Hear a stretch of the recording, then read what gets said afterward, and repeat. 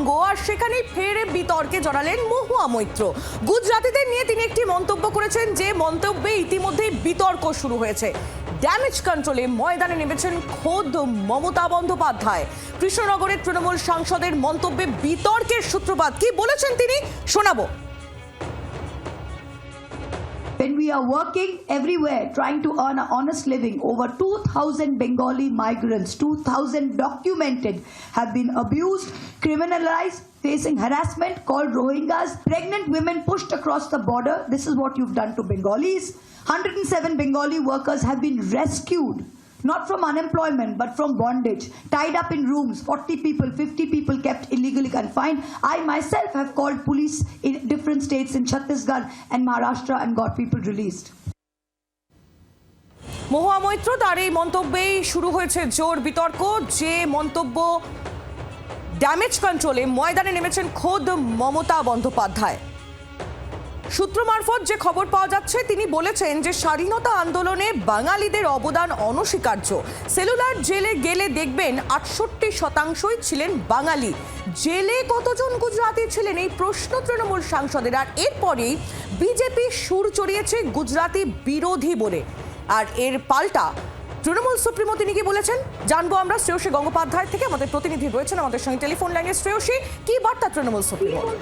একেবারে দেখো, সূত্র মারফত আমরা যে খবর পাচ্ছি যে তৃণমূল সুপ্রিমো মমতা বন্দ্যোপাধ্যায় তিনি তার ঘনিষ্ঠ মহলে বলেছেন যে এই ধরনের কোনো কিন্তু মন্তব্য অল ইন্ডিয়া তৃণমূল কংগ্রেস তারা সাপোর্ট করে না, এবং সেখানে তিনি স্পষ্ট করেছেন যে এই ধরনের তৃণমূল কংগ্রেস সবাইকে নিয়ে চলতে চায়। সেখানে কিন্তু তৃণমূল কংগ্রেস কোনোভাবেই কোনো ভেদাভেদ বা কোনো পার্থক্য এই ধরনের বিষয়ের মধ্যে কিন্তু তৃণমূল কংগ্রেস নেই। ফলে কার্যত যে মন্তব্য করা হয়েছে সাংসদের পক্ষ থেকে, সেই মন্তব্যকে কিন্তু কোনোভাবেই দলগতভাবে সেটাকে কিন্তু কোনোভাবেই সাপোর্ট করা হচ্ছে না, এমনটাই কিন্তু তৃণমূল সুপ্রিমো তার ঘনিষ্ঠ মহলে জানিয়েছেন, এমনটাই জানা যাচ্ছে। ধন্যবাদ শ্রেয়সী তোমায়। শ্রেয়সী গঙ্গোপাধ্যায় আমাদের প্রতিনিধি ছিলেন আমাদের সঙ্গে টেলিফোন লাইনে। এই ঘটনায় স্বাভাবিকভাবেই রাজনৈতিক চাপানো তো শুরু হয়েছে। শুভেন্দু অধিকারী তিনি কি বলছেন যেমন আপনাদের শোনাবো, তারই পাল্টা তৃণমূল কংগ্রেস নেতা কুণাল ঘোষ তিনি বা কি বলছেন শুনুন পরপর। একটাও রাষ্ট্রবাদী, তিনি গুজরাটি হন, তিনি মারোয়াড়ি হন, তিনি জৈন হন, বাঙালি হন, তিনি শিখ সমাজ থেকে আসুন, কোন রাষ্ট্রবাদী মানুষ মমতা ব্যানার্জি এবং তৃণমূলকে ভোট দিতে পারে না। ভাষার নামে এবং রাজ্যের নামে নিজেদের মধ্যে লড়াই করে সনাতনীদের বিভক্ত করতে চায়। আমরা গুজরাটিদের সম্মান করি এবং আমরা প্রাদেশিকতায় বিশ্বাসই করি না। পশ্চিমবঙ্গ তো মিনি ভারতবর্ষ, তো এখানে গুজরাটের মানুষ থাকে, তারা আমাদের নিজেদের লোক। অন্য রাজ্যেরও মানুষ নিজেদের লোক। আমাদের কত লোক গুজরাটে থাকেন, আমি একজন নাগরিক হিসেবে বলছি, আমারও তো সেকেন্ড হোম গুজরাট।